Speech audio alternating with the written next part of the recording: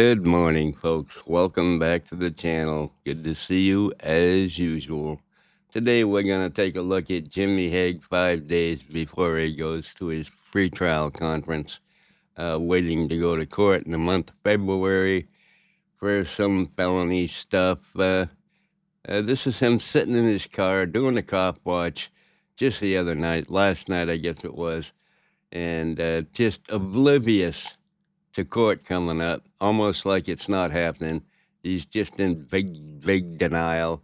And he goes on to talk about how he was a drug maker and a chemist and a meth cook and all kinds of nonsense. Just like it's another day in the park. Anyway, let's check this out.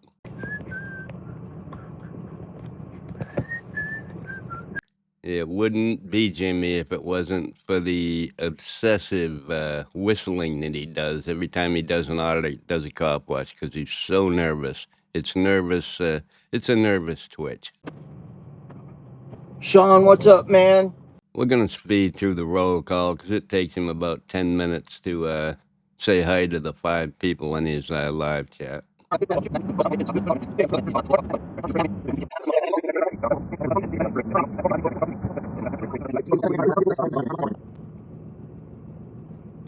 Thank you, William.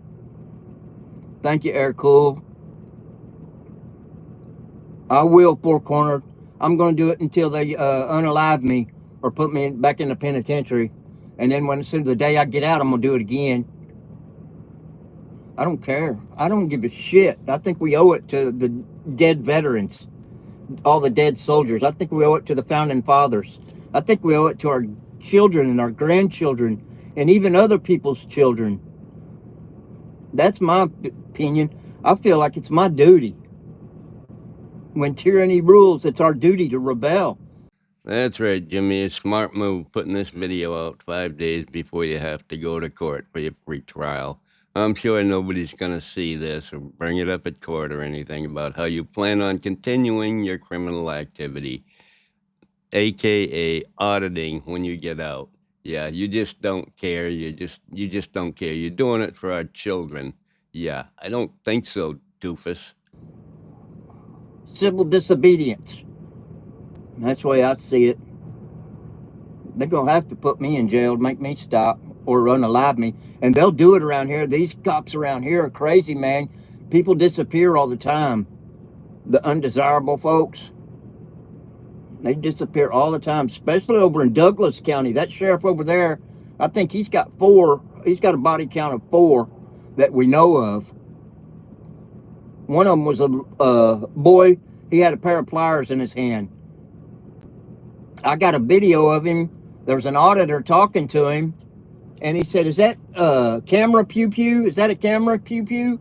What the hell? I've never heard of a camera pew pew. I imagine they can make them though, but still, big coward.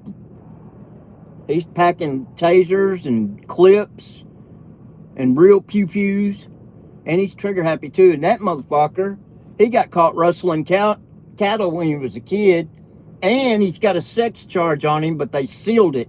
But I'm fixing to get it in the next 2 months when my friend gets out of prison. He's got a copy of it. That'll make some fine reading material while you're locked up in prison for a couple of years, which is, I hope, what happens, just to get you off the street. You're an idiot. You need to be reprogrammed to something, all this nonsense you keep spewing. You only do it for the views. You know it. I know it. Everybody knows it. You're a windbag. He said, "When I get out, JC, I'll give it to you." I said, "Man, I'd like to see that. I got to go to court over there next month. So I can't do a whole lot. I'm going to take somebody with me." Thank you, William. I appreciate y'all, man. I appreciate y'all. Let's ride. Yeah, let's not. Let's just skip ahead to where you start talking about what an infamous drug creator, manufacturer, and dealer that you were. Yes, that seems to be your pride and joy. You love talking about that. Who is the manager at Walmart there now? I don't know, but I can find out. I got a friend that works in the grocery department. Oklahoma Outlaw, good to see you, man. Too Tall Rob, it's good to see you. You're not a, what the hell? You're not a moderator? You should have been a moderator all along.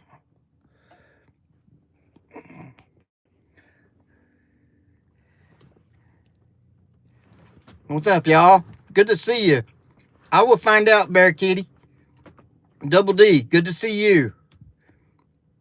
Yep, I'm at the Wendys now. Thank you, Jeffrey Ray. Scott Brown, good to see you. Yeah, I like them Frosties. I like dipping my French fries in them. Flowers, good to see you. Yeah, our Wendys ain't very good here. It's all right, I guess. Hell, I'll eat anything if it's cheap. I can get 2 Mac chicken sandwiches and a large Coke for $4.97. Yeah, Sean, I had to put my teeth back in because I couldn't pick up the girl. All right, on Bear Kitty. Roxy Kelly, good to see you. Crusted Joint. Michael Scotland. Kenny Perkins. Too Tall Rob.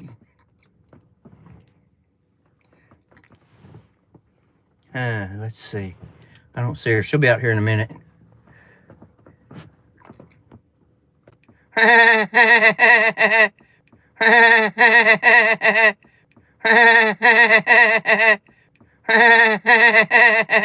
Double D.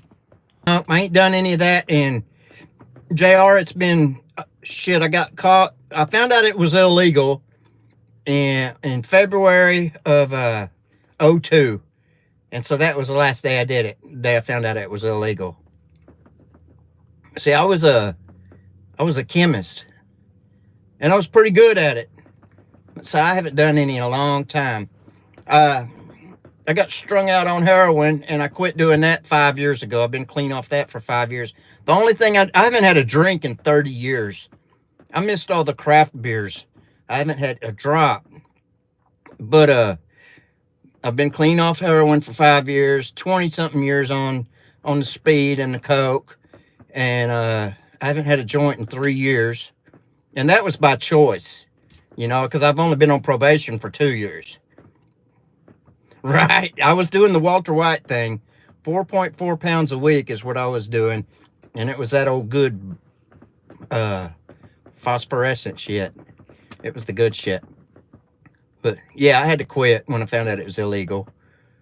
The freakiest thing I did, I had my trailer. I had an old camper that I was doing it in a junkyard, a giant junkyard in Saline County, Arkansas. And somebody dumped a bunch of mannequins out there. So every day I would dress them up in camos and give them toy submachine guns. And I had them set up out there like they was fucking and shit. Had them pushing old junk lawnmowers. All that quitting drugs and drinking and smoking weed and making meth and selling it to cheat children from school and stuff. That's all great that you quit doing all that stuff. But what did you do instead? You went out and just started doing these stupid audits where usually you're sitting by a drive-up window at a restaurant or, you know, screaming at somebody at a tire shop or a weed shop. Has nothing to do with the government. That isn't holding the government accountable. You're an idiot, you're a moron, you're going to jail. And quite honestly, it's the first time I ever heard a drug manufacturer, a drug cook. When he says chemist, he means he cooked meth. That's what he did. That's what he got busted for. That's what he went to prison for. I've never heard of one of them guys playing with dolls as part of the cooking dope thing, but seemed to be what Jimmy's into. And had them working on cars, had them up in trees, and we had to walk up to my seller's house through the woods. See, all I did was make it, and I had a guy selling it for me. And so I'd walk up there with my girl, and every day I'd say, hey, there's somebody behind that tree. And I'd have one set up with my binoculars behind the tree. And she'd get to look, and she'd say, no, there ain't. And then she'd look, and she'd say, oh, there is somebody. And I'd have to tell her, no, it's one of them big giant dolls. And she'd get all shitty about that. And so I'd move them around every day. I played with them giant dolls. That was freaky. What else? I would go from Arkansas. I'd do it down there for 30 days, and then I'd come up here for 30 days and do it. I did it for 12 years. 12 years. Never got caught. Until I stayed down there for 60 days one time. And the way I had it going is I went in I'd buying up the Dollar Generals because they took all the pseudos off the market. And so, way I would do it is I would go in these Dollar Generals and I'd hire these girls to work in there, and I'd give them $350, $400 a week on top of their paycheck. Said, I just want to come in here all at once. I'm going out back and get out in the dumpster, and I want all the pseudos that y'all sell out here. Back then, they sold shit over the counter. And I would do that. I had all the stores in Sherwood, all the Dollar Generals, all 5 of them. I had girls working in every one. I was doing the thing. And I was starting to buy Jacksonville's up. And I was on my second one. And I met a guy there. I seen him. I knew he was Premier because I seen him at my weed guy's house. And my weed guy, he dealt with the whole Little Rock area. He was a federal marshal. And he was the guy. And he dealt in tons. And you could walk across his yard and pick up an ounce that people had dropped just laying on the ground. I'm having a difficult time finding JC credible here. I don't believe a word of this. He had a federal agent that dealt in tons, and you just walk around the yard and pick up spare ounces laying around. Jesus Christ, dude. Come on, you better tone it down a little bit. Everybody kind of knows you're lying here. Allegedly, of course. Anyway, I seen him there, so I thought he was cool, and there wasn't no pseudos on the shelf, so I went in there. I said, hey, man, there ain't no pseudos on the shelf. He said, I know what you're doing. He said, bump me up. I was like, okay, when you get a break. He said, I'm going to break now. Let's go. And we went and set up my car, and I gave him a little bit. And he liked it. And so I said, look, man, I'll come in here and give you an 1/8 every week. Let me know when the truck's coming. Set them out in the back. He's like, all right. And this little he would stomp it down and make $1,000 off of it. And I'm like, you son of a bitch. Anyway, he got to coming out to the house where I was at, and he's trying to buy a little here and there. He'd buy an 1/8 or a quarter, and of his own. And so I was like, okay, what's up, Lucky? Good to see you, man. Is it just me, or is it starting to sound like Jimmy was selling dope to an undercover officer, and that's how he got busted? I'm getting the feeling this is where it's going because I haven't watched this video yet, the whole thing. So, Swamp Fox News, what's up, brother? Good to see you. So I was like, all right. Well, one day he came in my trailer house, and the way I had the front door blocked up, but you could come in the back and walk down to the hall to the kitchen, where's my office, right?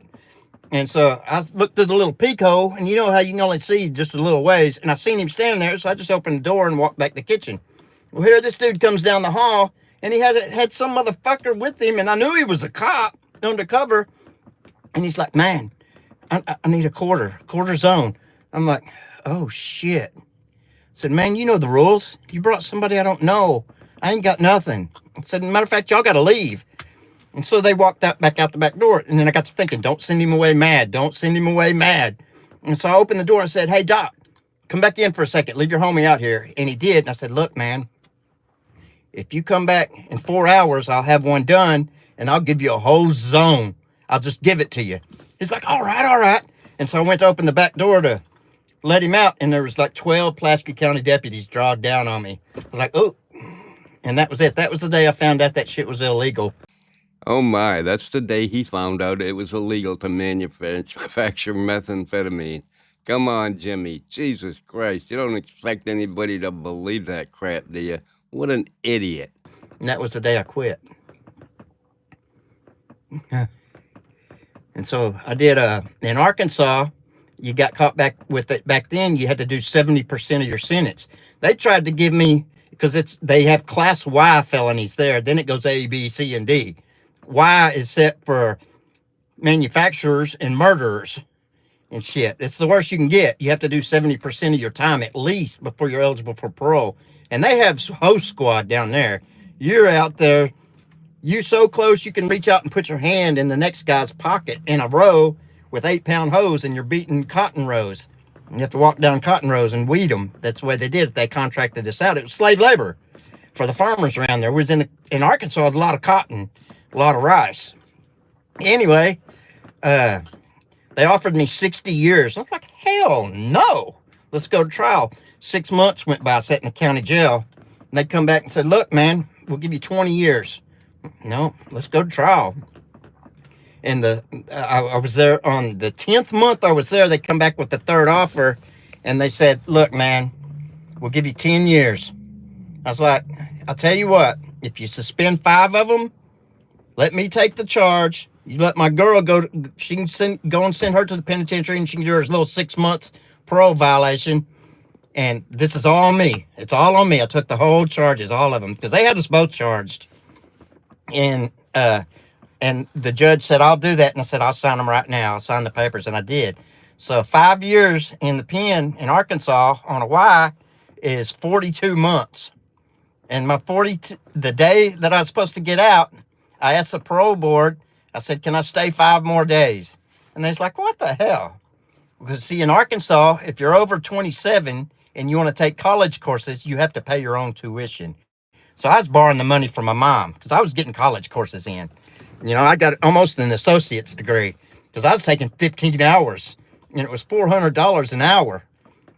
So it was a lot of money, and it was finals week, and I needed 5 more days to finish my semester, or else I'd have wasted all that time and money. And they said, why do you want to stay? I said, well, I got classes. I got finals. And they said, okay, you can stay. And after 5 days, and they let me out. And I got out, and I minded my P's and Q's. Buddy, you don't want to go to pen in Arkansas or Oklahoma or Texas or Mississippi, Alabama, Louisiana. None of them southern pens. They ain't no fun. There ain't no air conditioner. And down there, we got mosquitoes. And all they got is that mesh on the windows, on the louver vents. It's that mesh, and them mosquitoes fly right through it, and then they will eat your ass. So that's what I did, y'all. I've never seen anybody so happy about his old drug days where he got sent to the penitentiary and got arrested by an undercover cop. I know the feeling, JC. I know the feeling of the year for selling weed to an undercover cop. Actually, his name was Officer Wolf. He was an undercover state police officer. And unfortunately, I pled guilty, did the year, lost all my good time, ended up getting 10 days of my good time back. So I did just 10 days short of a year at the county jail because I wouldn't get my hair cut. And you had to get your hair cut when you went in there, military style, and I refused. They kept me in solitary for 7 solid months.